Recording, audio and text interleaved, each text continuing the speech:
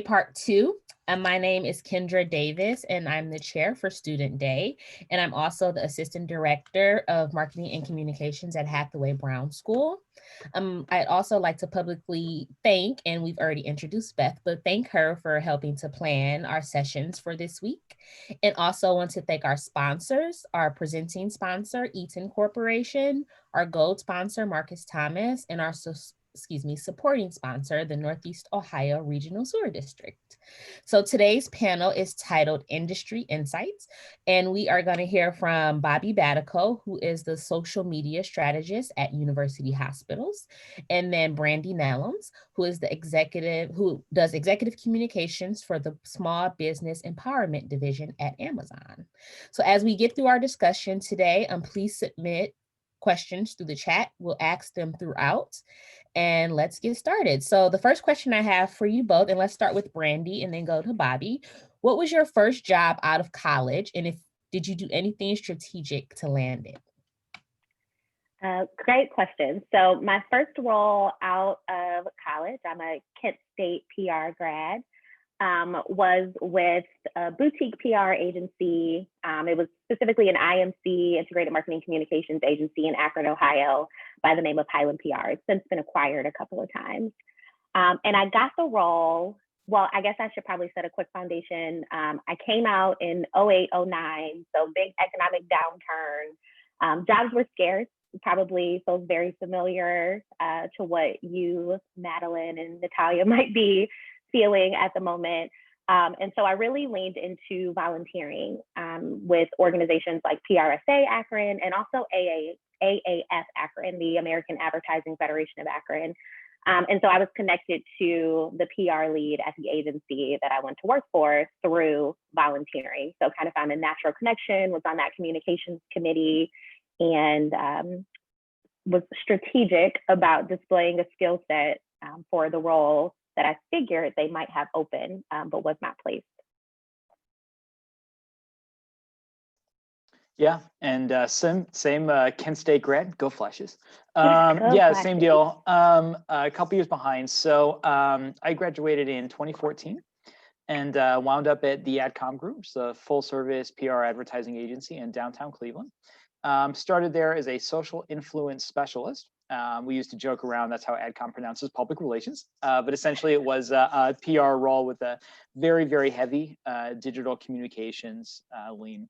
How I got that role, just a lot of informational interviewing, to be honest. I didn't know exactly what I wanted to do. About 6 months before I was graduating, started to realize I was going to graduate and I needed to do something after that.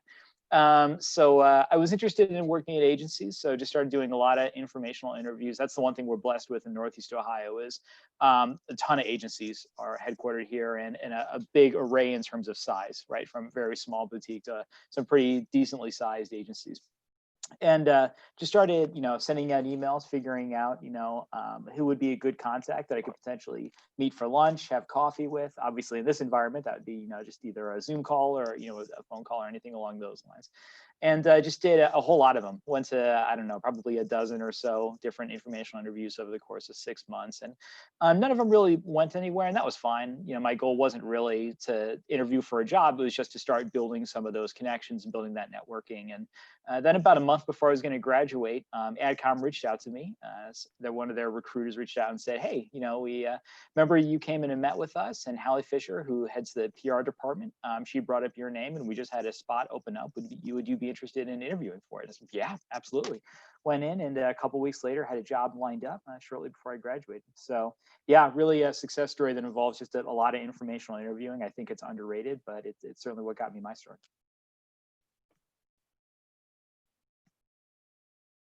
There we go. Bobby and then Brandy, tell us about your current roles. Sure. So social media strategist actually just became a social media manager. But yeah, essentially I oversee all social media channels. So everything from strategy development to content creation to implementation and analysis, everything in between. As you can imagine, a lot of community management, particularly now that we're in a COVID environment. So anytime somebody tags or mentions or private messages us about anything ranging from billing to a patient care, issue to just even a general question about their health, managing all of that as well. And then I also oversee all of our Google reviews. So we have Google listings, as you can imagine, for all of our locations, and people leave a lot of reviews. And in the past, we haven't done a whole lot with those. And recently, I've been tasked with overseeing and managing that as well. So making sure that we're responding anytime somebody leaves a review and there's a potential problem that we could help resolve. And also that we're encouraging patients to start leaving reviews at all of our locations. So that's kind of at a high level, those are my responsibilities. And I am on Amazon's corporate communications team. I am one of 3 members dedicated to the small business PR team. And we are responsible for driving and defending the message that Amazon is good for small business. And so between the 3 of us, we do a lot of proactive PR and agency management, a lot of event management, both internal and external, and placing executives and managing speaker notes, but it's all about driving that perception for our team. All right. And did you always imagine, Brandy, we'll start with you. Did you always imagine yourself working in your current industry or sector?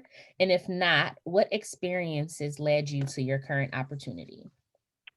Yeah, no, I did not know that I would land at Amazon or in an exec comms or PR role. One thing that I did know coming out of undergrad is that I did not want to specialize in any specific, say, sector of PR. So that kind of drove my decision early on to do the IMC agency and have the opportunity to juggle various like activations and tactics across, say, advertising, marketing, PR. And so I really, for the last dozen or so years, have made a career of juggling those skill sets across various industries and roles, whether it be a social lead or community engagement or executive communications. I've also been in aviation and aerospace, now tech and retail.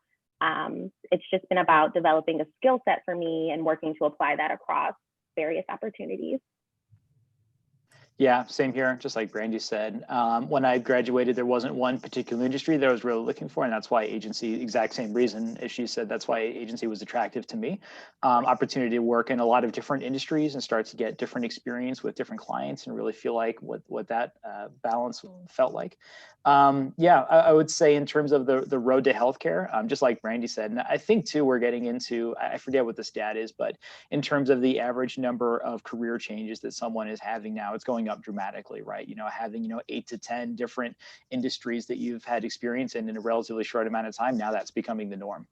So yeah, I'd say same thing with me. Started at agency, went to a small nonprofit, and then wound up here at university hospitals. But yeah, I certainly didn't think graduating from college that I would head towards healthcare. To be honest, I didn't even think I was going to head towards PR. When I first started, went to college, I was interested in journalism, and then really fell in love with the idea of being able to advocate for a community within an organization, and then started going down the PR track. But yeah, I never would have thought I would have wound up here. And what PR and communication trends are you currently paying the most attention to? Let's start with Bobby. Sure. So I'd say, given that I have a social media heavy role, the thing for me right now is what is the future of storytelling via social media? What does that look like? What's the future of content generation look like? And for me, Instagram stories, TikTok, anything along those lines, but particularly I think TikTok's still emerging. When we look at the vast majority of the audience is still coming from a lot of it's coming from Asia, right? We see over 80% of the time spent within the app is coming from a Chinese audience. So I think there's still a little bit of time for it's catching on in a huge way. But for me, the bigger focus right now is Instagram stories.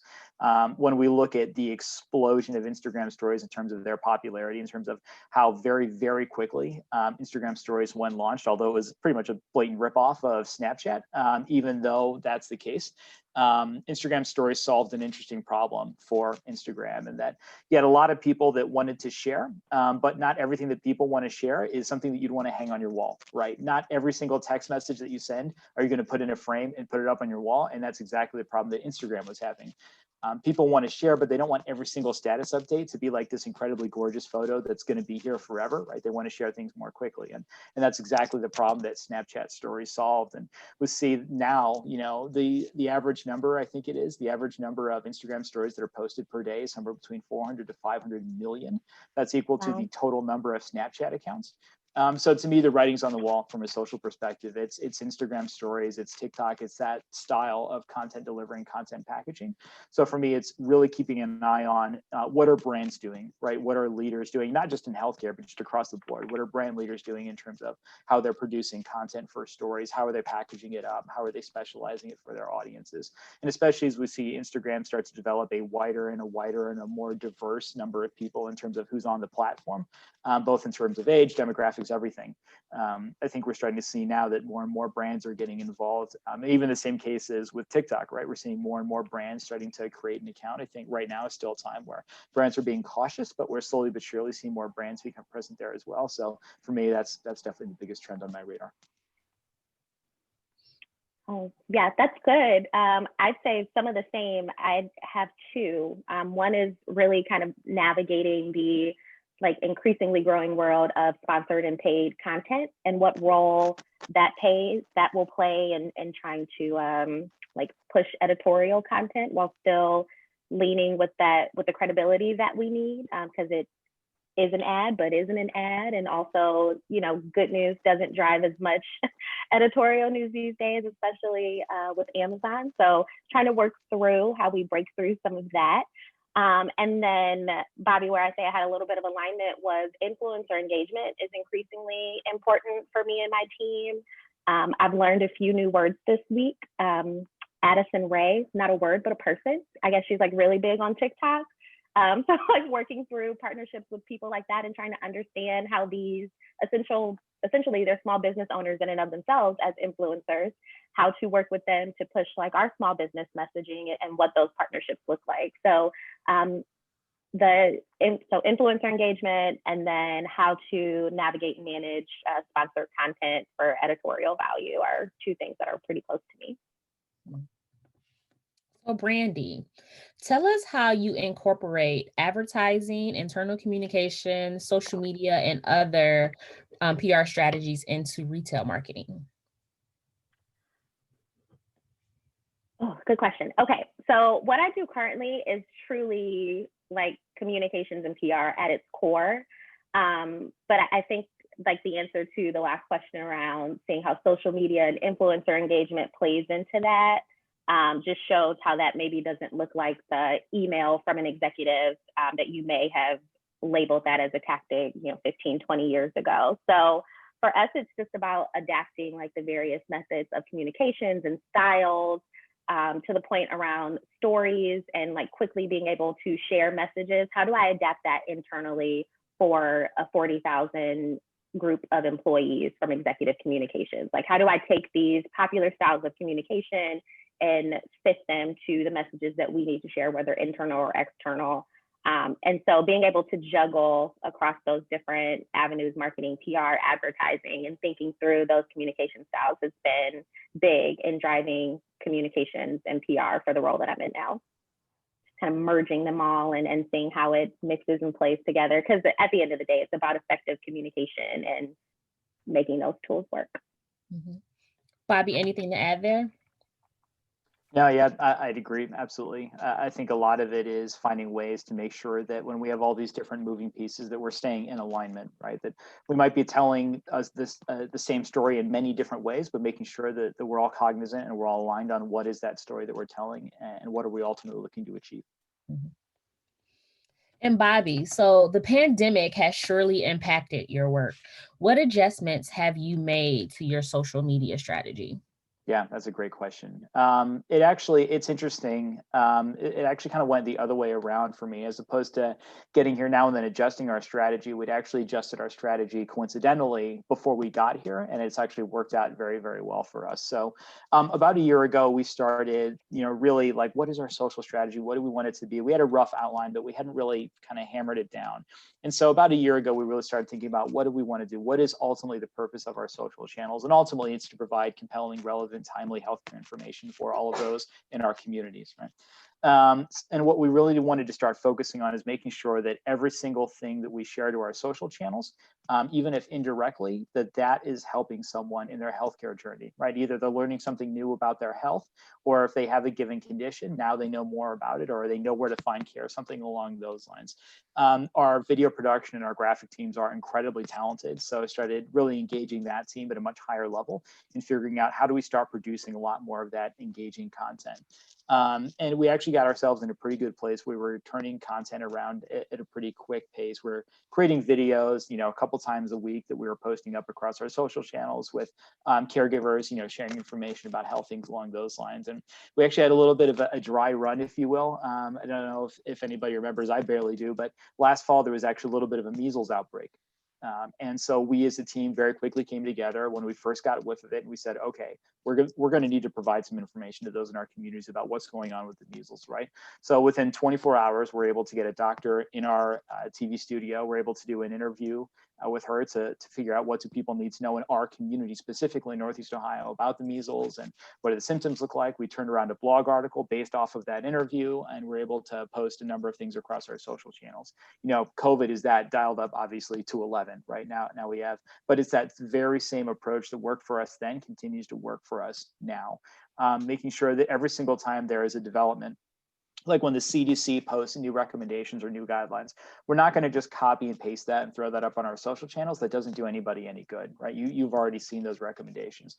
Instead, what we try and do is localize it. So when the CDC posts new recommendations, what does that mean for us here in Northeast Ohio, right? Specifically, what do we need to know? How does this impact our health? What do new guidelines mean? And as we see now, a vaccine is under development.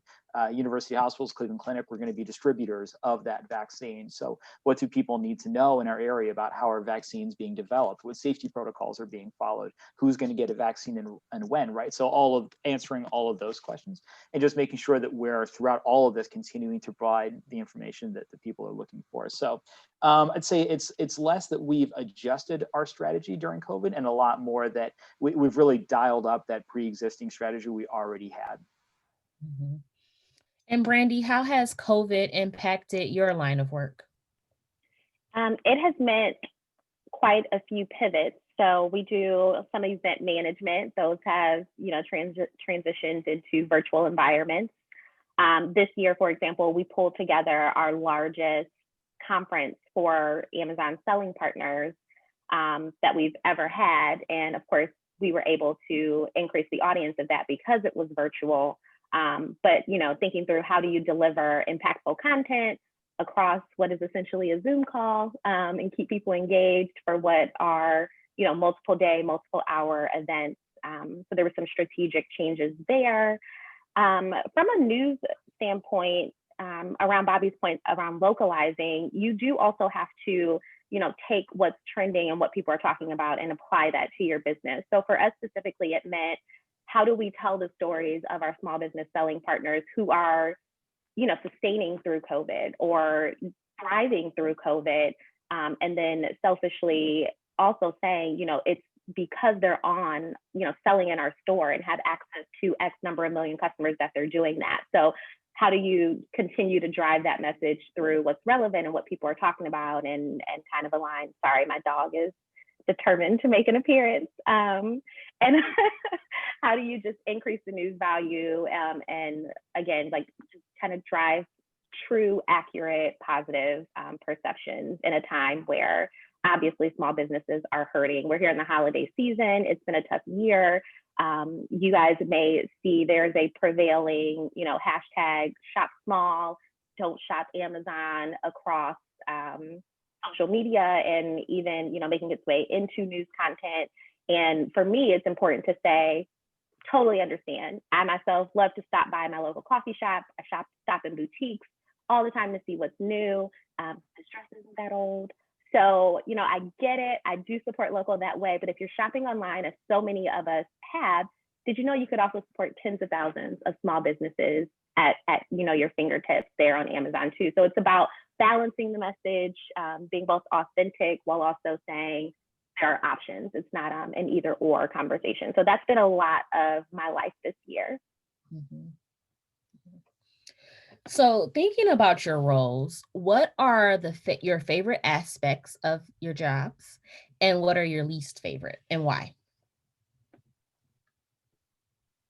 I'll go because Bobby's still on mute.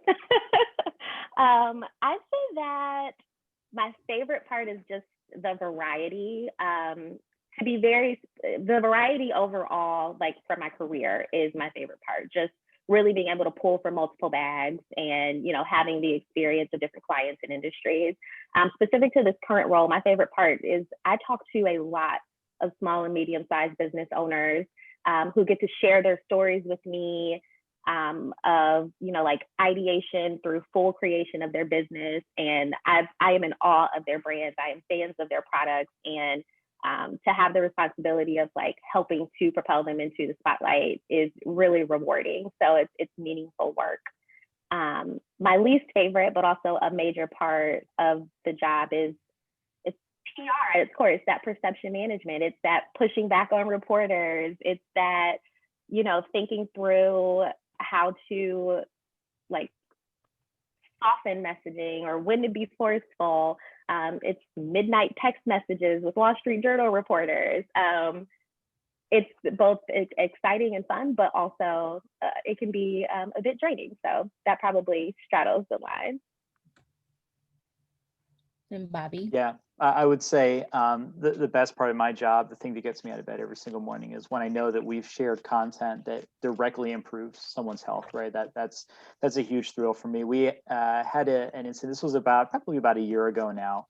We posted a patient story, and it was about an individual that was involved in a clinical trial, specifically one that is aimed at detecting pancreatic cancer as early as possible. And pancreatic cancer is an incredibly deadly form of cancer. And one of the main reasons why is that there are no symptoms until there are symptoms. And by the time there are symptoms, it's typically too late. So it's really important that this is a major goal, obviously, for a number of healthcare systems, is how do we get better about that? How do we develop new techniques, new imaging, where we can go ahead and detect pancreatic cancer far earlier than we currently are now? And there was a clinical trial that was doing just that at the university hospitals about a year ago. And so we posted a patient story about an individual that had been involved in that trial. And we also, in that patient story, shared some information about that trial itself and how people can get involved if they wanted to. And within a couple hours of posting that story on Facebook, I got the first of what wound up being very nearly 36 private messages, people reaching out to us and saying,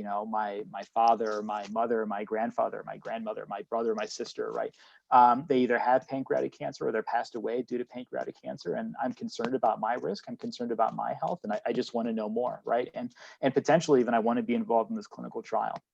And what I thought was awesome is I worked directly with our clinical research team, and we had an administrator and a caregiver reach out directly to every single person that private messaged us, reached out to all of them personally, gave them a phone call, and really started that conversation about, are you looking to be involved, or are you just looking for more information? And either is perfectly okay. We got people from that were involved, that ultimately were enrolled in that clinical trial. And for those that weren't, we had a number of people that walked away with more information, more empowered, and better armed to take care of any potential health concerns, right, moving forward. So to me, that's the kind of stuff. It's like, oh man, that's awesome. Like, I very nearly get emotional just telling that story. It's so cool to me, right, that we can have that type of impact and we can directly impact individuals' health like that. Least favorite, I would say, as Brandy can certainly relate, when we have a large organization, there's a lot of moving parts, right, and particularly there's a lot of communications elements, and making sure that we're keeping all of those aligned, and that every once in a while you have to have conversations that can be potentially difficult, right? So a great example: does every single institute and every single department and every single location and every single provider need to have their own Facebook page, right? Is that a thing? Or are we far better served by let's take all of that and let's put it under one umbrella, right? Let's figure out what you as a department or a location or a physician, let's figure out what you're trying to do by having a social presence, and let's figure out how we can really put that under the much larger social channels that we already have. And really, it's, I find sometimes those conversations can be challenging, but a lot of times people walk away. It's an educational opportunity, right?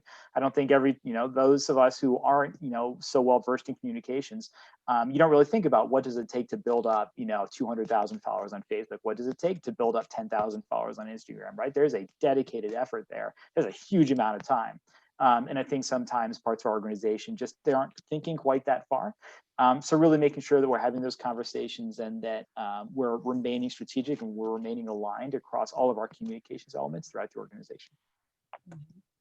If I can, just to kind of plus one what Bobby was saying, like a piece of advice that I pull out of that is a lot of times as communications majors and PR majors, we see ourselves as executors of kind of communications, PR, marketing, advertising, wherever you land, but always like own that advisor part of your role. Like develop a conviction in what it is that you're executing and your why, because you will have those moments that Bobby's saying where you're going to need to explain or educate, and you may have to redirect the direction that, say, even an executive at your organization or a client wants to go. So be a forever student, create your conviction and own that you aren't just an executor. I think increasingly over my career, as both like my role and title has increased, but also as communications and PR has progressed and socials involved, and it's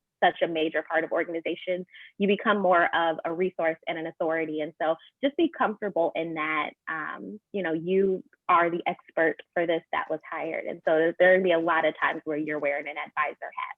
Mm-hmm. And Bobby and Brandy, I think you both can answer this question from Madeline. She asked, why have you chosen to work for larger companies rather than small? And I know you both have worked in both environments. So talk to us a little bit about what those differences were in the two.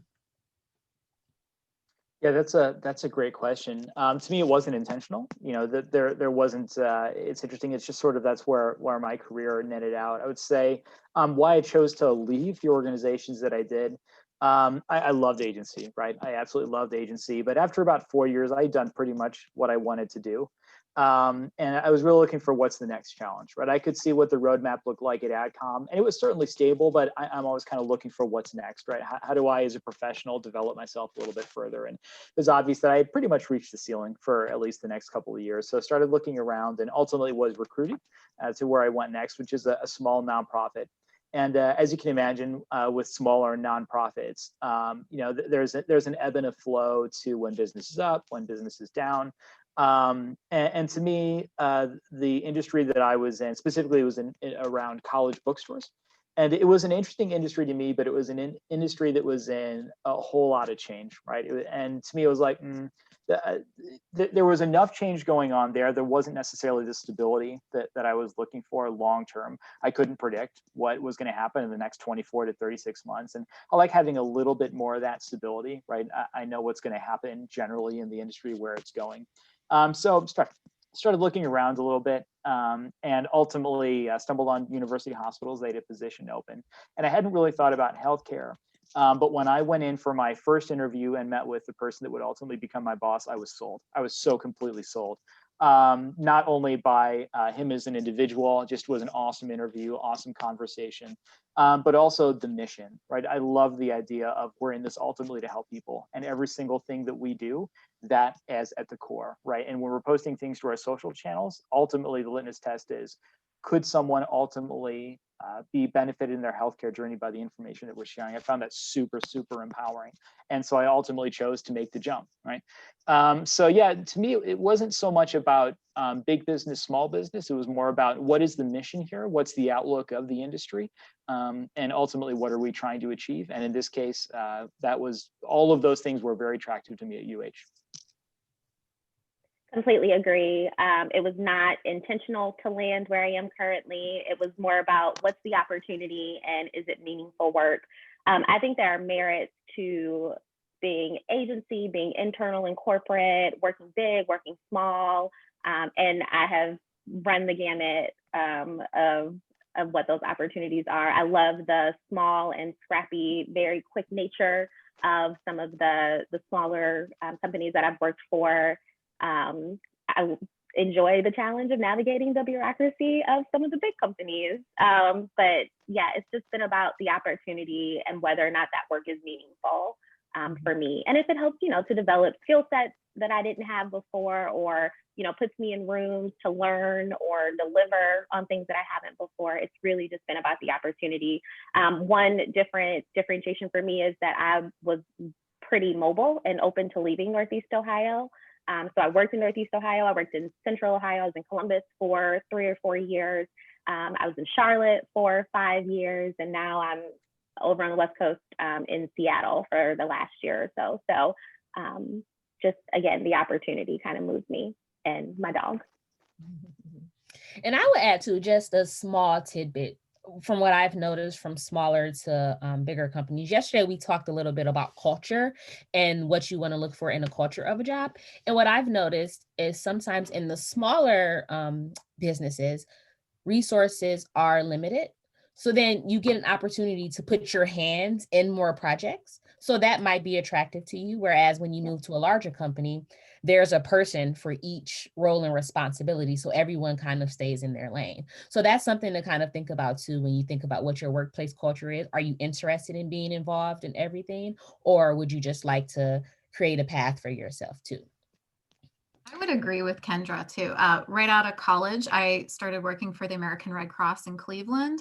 And I tell my students all the time, if you can do your internship or your first job right out of college at a nonprofit, they don't pay as much usually. However, I was able to do so many different things that I would never have been able to do if I went to a larger organization. You know, it was very, budget was small. I did everything from graphic design. I would do media relations. I was there during Hurricane Katrina.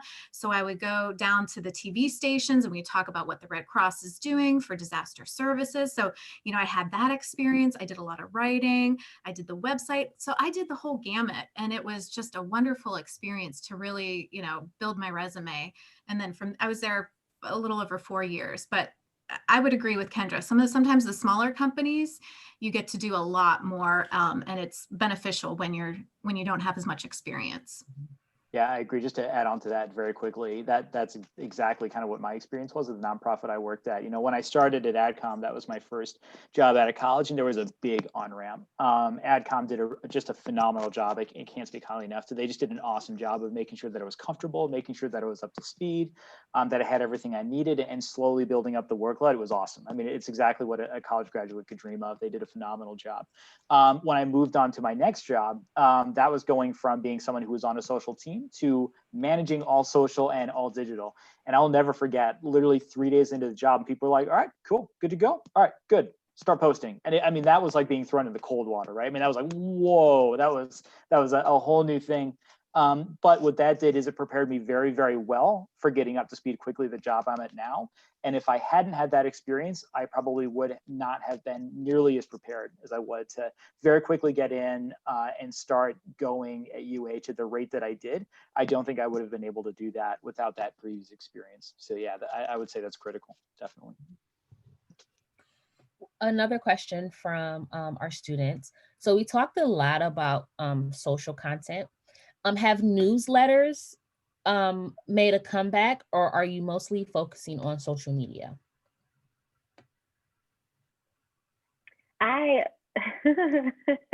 This is my personal conviction.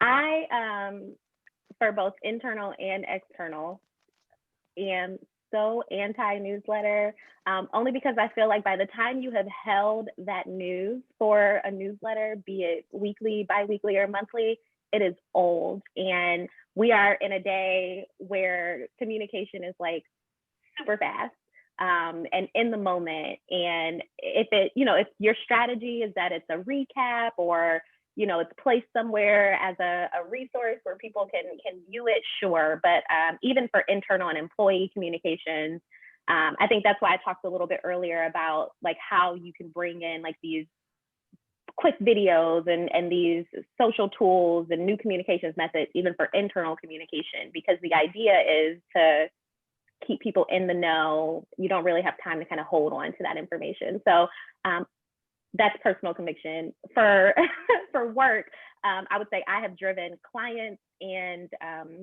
internal clients away from newsletters and lean to, again, whatever kind of keeps in the moment communication up. Yeah, I would say my dislike for newsletters exists on two levels. I would say first, I think very few of them are well done. And I think now, especially as we move into a digital environment, I think you can take a ton of that. And I think especially for an internal audience, right? You can take a ton of that and you can turn it into a pretty sweet digital environment where all that information is provided and can be very quickly updated and changed out without having to read through, a whole lot of text. And I would say just personally, what I get annoyed with is on a fairly routine basis, people will forward me a newsletter and say, okay, we'll just make this a social post. What? So I think it's, again, and I think it all speaks to that alignment, right? What are we trying to do? What are we trying to achieve? Who is the audience? And really figuring out, is a newsletter the right way to go? And there are absolutely moments in which that answer is yes, right? Yeah. Having said that, I think now, especially as we move into a more and more digital environment, are there ways that we can take that same content and package it in ways that are more dynamic and more compelling and more relevant, and exactly as Brand just said, something that we can quickly update should there be that case. So yeah, that would be my take on that. Mm-hmm. I would say also too, just real quick, last thing I would say about that is, and also just let the data be your job. As you start to get into the field, what are the open rates, right? When are people scrolling down? Are people clicking on links? Just figuring, using that. It's a throwaway phrase, but I absolutely love it, which is, in God we trust, all others bring data. So every decision that I make, really measuring it against what are the numbers telling us, what do the metrics look like? And I think that answers those questions more often than not. Mm-hmm. And Bobby, don't go on mute. I have another question for you. When you went on those informational interviews, what kind of questions did you ask and what were you trying to learn about these organizations? Yeah, so I'd say, I think, Kendra, when you brought up culture earlier, I thought that was a great point to me. That's a huge thing, right? Trying to figure out, what does an organization feel like? What is an organization trying to achieve? So specifically within a PR department, how is that department structured, right? What the people that are just coming into the organization, what are they typically working on, right? Is it very social heavy? Is it very traditional PR? Is it media relations? If all of the above, how is that divided up, right? What does that look like? What does the work-life balance work like? I'm just probably trying to figure out, if I'm going to work here, what does that day look like? I hate asking the question like, what's a day in the life? Because, especially in PR, there are very, very few 48-hour periods in which, everything just happens consistently. It's typically pretty different, but just getting a sense of what does that organization feel like? What do they value? The people that just started there, especially out of college, what are they working on? What are the expectations of them? And what does the development plan look like, right? So, okay, cool. If I join this organization and I'm here for 2 years, what does the road up look like? Is there a manager role? Is there a producer role? What happens after that, right? What does that chain look like? So a lot of those questions are trying to figure out, and that's the beauty of an informational interview is you don't need to ask questions about a specific job or a specific role. It's more or less trying to figure out, what is that organization like, especially for somebody that's just joining it. And I also think it's, just to kind of go back to the first point, I think it's super important to ask about culture. Every single interview, one of the things that I've started doing throughout my career, throughout the interviews that I've gone on, is asking, if I'm interviewing with 8 different people, I'll ask each one of them exactly the same question. How would you define the culture at this organization or within this department? And I look for consistency in answers, right? If I'm getting the same feedback generally from the same people, I know, like, okay, cool. I can get a very good sense of what the culture is like. If I'm getting wildly different answers from person to person, that to me is like, okay, this feels a little bit fragmented. It feels like there might be some various things going on here. Or this is great. It's like, what's the culture like? That's like, okay, you know what, never mind, I'll give you your 20 minutes back. Like, we don't, so yeah, those just, kind of mixed up there, but those are a handful of the answers the handful of the questions that I would be asking. Mm-hmm. And Brandy, did you do any informational interviews early in your career? I did. I actually still do informational interviews. We have an employee in our internal communications. He's the director of internal comms, and he announced that he was leaving. And I was like, hey, can I have 30 minutes of your time? I just want to talk to you before you go. So it's a continued thing for me. So just like Bobby, the questions that he asked were on my list. The only thing I would add to that is it's the relationship with that person is important too. So I'm certainly thinking about that role or that opportunity or potential opportunity, but also just making a connection with that person and trying to extend it if there's a natural fit and connection there beyond just that call. I will say, like, relationship management has been like really important to my career. For example, my second job was a community manager for, I don't know if you guys are familiar with Earth Fair. There weren't many across Ohio. Earth Fair. Okay. So I led marketing for the first Earth Fair north of Tennessee, at the first 3 in the Midwest. And I did that in a 3-month span. Earth Fair itself was very community driven. There was no large marketing advertising budget. I had $500 a month to make an impact with the community. And when I come back to Akron, like I'm still the Earth Fair lady to some of these now adult kids, and it's crazy. But all that to say, I was in that role for just 4 months before leaving. And that's because I didn't want to make, granola with Girl Scout troops for the rest of of my time. And that's just the direction that role was going. But I maintained a really good connection with, the leads at Earth Fair. And so I bring that up to say that even though I only had this 3-4 month stint with them, fast forward 3 years, my role in Charlotte, the role that moved me down there to work with Mako Meineke and lead marketing and communications for some of these automotive aftermarket brands, was because the manager of marketing at Earth Fair, again, where I was just there for 3 or 4 months, said, "Hey, I have a role. Are you interested? We'll move you down." And so that all is relationship management. So that comes out of these informational interviews, just trying to keep a tab on the person you're talking to, as well as the company and the role. And speaking of people and connections too, I would ask, is there anyone else that you recommend that I meet and talk to, whether it's within that organization or people that they're connected to, that maybe you said something in your conversation with the interviewer and it sparked something in them, like, oh, you know what, they might want to talk to so-and-so from my contact list. So always ask, is there anyone else that that they would recommend that you talk to too? What were you going to say, just to Brandy's point real quick, we can talk about building those relationships. To me, and I never really thought about this when I did my first round of interviews when I was first starting, but it's something that I now actively think about, which is, what's the chemistry like between me and the person who's going to be my direct supervisor, right? What is that like? What does that feel like? And you should be able to get a sense of that fairly quickly, certainly after 1 or 2 interviews. And it's like I mentioned, it's why I took the job. It's one of the reasons why I took the job at UH. Like I wanted it immediately. It was just such a cool conversation. I got a sense very quickly of who my boss was going to be, and just loved him, right? I just loved the culture and what he was all about, and the chemistry there was just immediate. And I was like, oh, this is awesome, right? I wouldn't be afraid if you go on an interview and you feel like it's just not right. You're just, the vibe's just not there. The chemistry just isn't there. That may or may not change, but if it doesn't feel completely right to you, trust your gut, right? Don't be afraid to walk away from those if it doesn't feel quite right. Because the odds are there is that job where, there is that chemistry and there is that sense of like, oh, all right, I very much like how this organization and my direct supervisor, what they're all about, and kind of how they feel. Mm-hmm. Okay. Thinking of the tools that you use day to day, what programs do you use to make visual content for video promotion, social media posts, etc.? I'm gonna go and ask Bobby to answer because I don't create I don't create any multimedia content in my current role. I just tap my marketing friends.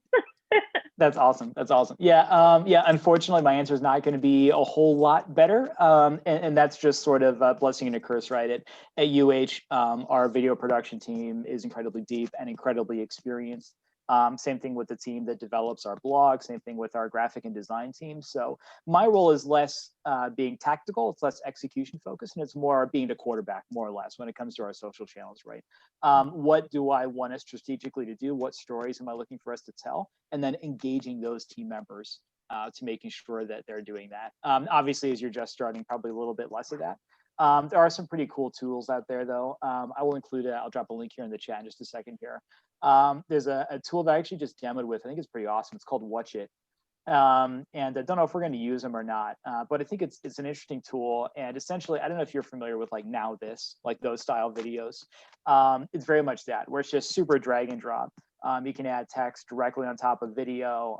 They have a huge library of Getty images, Getty videos that you can pull from. And I think it's like this is a pretty sweet tool. A little expensive, about 20 grand a year, but just in terms of, I think it's interesting to look at to look at tools like that that you can very quickly turn around video stuff. I will say, when I was at my last job, I was doing a lot of the tactical execution. I would say, even just like via the App Store, there are some really powerful free video editing tools that you can find. Some of them you have to pay a little bit for. Obviously, you can expense those, but there's some pretty powerful tools that you can use. Just going through the App Store and looking for what's a good video editor. I'm just doing some quick research, some Google searches, looking at reviews, things along those lines. Because yeah, I was turning around. I have very, very little video editing experience. And I was able to turn around some pretty sharp looking stuff that went up across our social channels. Nothing along the lines of what our team is capable of doing now. It's a whole different level. But I would say, yeah, even just mobile video editors, especially for a social perspective, there's some pretty powerful tools out there I would look at. I would recommend Canva too. I don't know if that's a good one. But Canva is pretty amazing. The other one, the other one with the Adobe package, if you do have access to it, is Adobe Rush, which is kind of a simpler version of Premiere.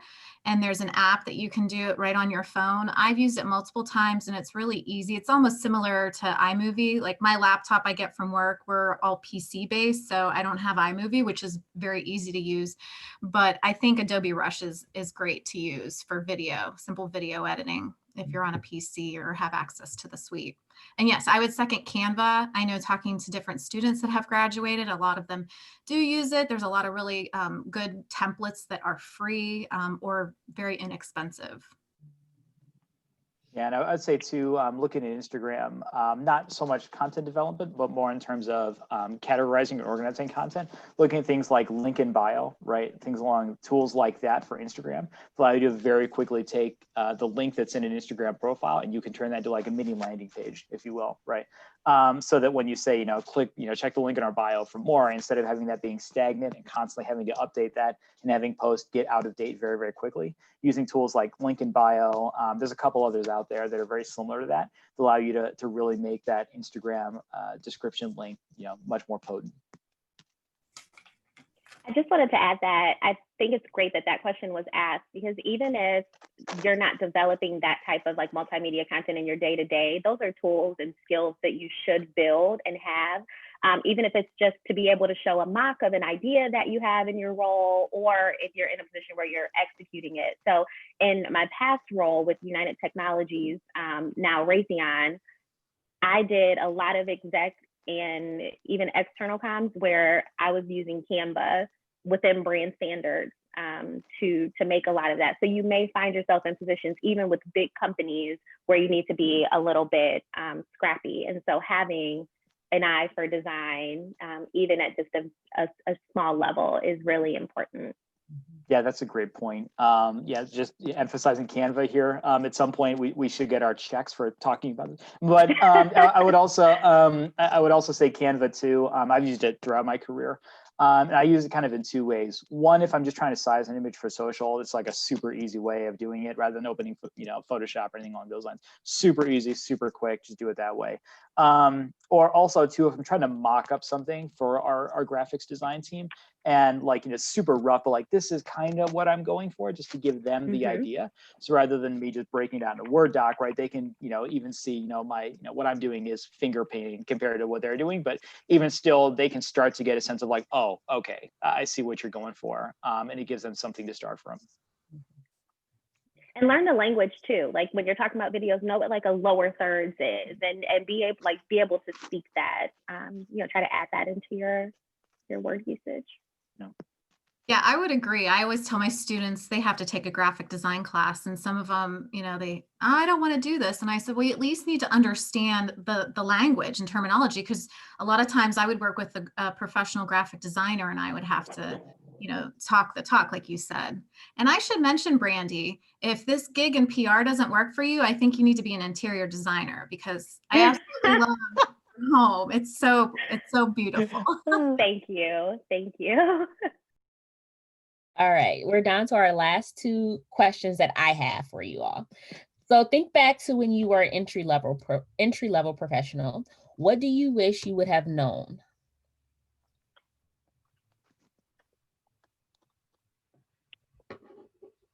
I I think I don't would know. say, oh, sorry. I'll be very quick, Bobby, promise. I guess just, I knew, like I said, I knew coming out that I didn't want to specialize, and that felt taboo for me at the time. It was like, when I'm talking to my peers and my friends, to Kendra at the time, I felt like everyone kind of knew where they wanted to go, and me not so much. But that was okay, because it's the kind of diversity of everywhere that I landed that has helped me with where I am. So I guess it's okay to not have your mind made up. Like, it's okay to not know exactly what industry you want to go to. Certainly, if you do know, full steam ahead on that. And if you don't know, look for different opportunities. PR doesn't always look like an agency role. PR doesn't always look like a communications role. I was speaking to Kent State students earlier this week, and one of the girls on the panel with me is also a Kent State grad, and she's doing, like, she's leading production in California for various events. And you may not immediately think that that is a PR role, but for me, I think it's, just assess your skill set and kind of what it is that you like to do. And with PR, we get so many valuable skill sets, and just managing relationships and perceptions, and that's key and important. And so just look at how you can apply that across different roles. It doesn't have to be like strictly PR. That would have helped me in the beginning. Yeah, I couldn't agree with that more. 100%. Everything Brandy just said. Yeah, I mean, I have a social media role, right? Matter of fact, the way that our department is organized, I'm not part of the PR department. That is a different side of the team, right? But it's that same skill set. I think that's exactly what it is. And to me, the thing I think I wish I would have known, very much along the lines of what Brandy's saying, is that if you feel like you're graduating and you don't know everything and you don't feel like you're fully prepared, that is fine. Like, that is normal. And also, you're going to learn like 90% of what your job is. You're going to learn that on the fly, right? Those core skill sets that you're learning now, you will always use those. You will use those throughout your career. But also, a lot of it is just learning on the fly, learning on the job, picking things up. It's that skill set that can take you anywhere you want to go, and the rest is just figuring out as you go along. I remember when I was at AdCom and I was tasked with writing my first press release, and I thought I was pretty sweet because I just got done with all these English classes. I'm like, oh, I'm just going to crush this.